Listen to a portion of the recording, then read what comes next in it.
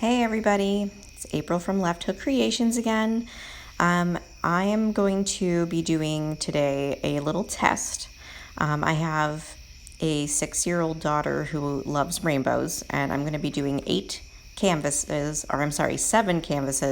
that are all going to be 8x8s in multiple colors. And this is going to be the test to see if my idea works out. So I'm going to be using a main color of pink here so that it'll stand out. And then the rest of the colors are random paints that are colors of the rainbow.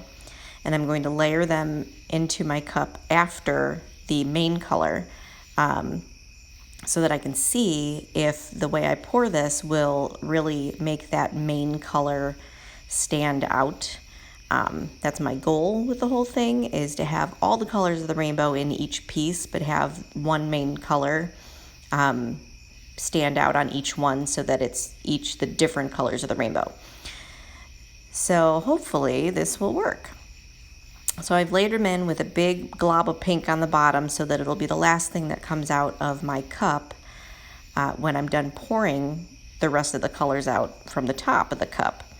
So I'm going to start in one corner and I'm going to go to the other corner in sort of a traveling tree ring kind of fashion so that I can dump most of these colors out first, so they'll be around the edges, and then hopefully come back down the center with the pink as my main color. I didn't pour them quite fast enough, so I ended up coming back down without the pink coming out just yet. As you can see, it's still a lot of black, but now the pink's starting to show up.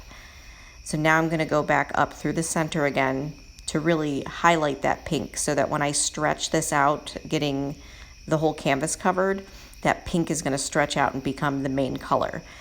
At least that was my hope. This was definitely a good experiment to do before I started trying to paint 7 canvases at the same time.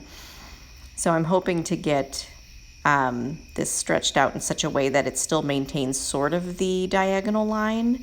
Because the way I want to arrange the 7 canvases is going to be, in the shape of a rainbow. So I'm hoping to get that to be kind of cool looking.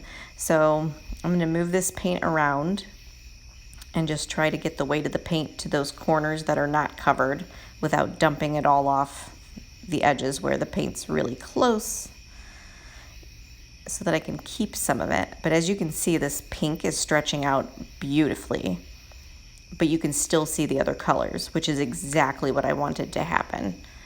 I couldn't be more pleased with how this came out and stretched out beautifully, and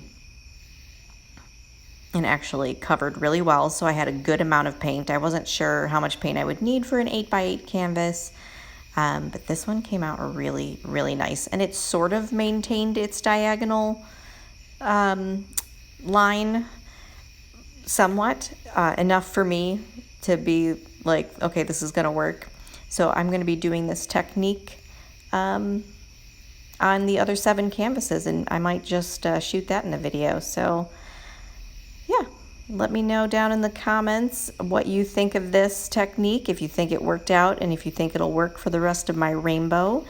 And of course, as always, stay tuned, and I will have that rainbow pour, we'll call it, up soon, hopefully.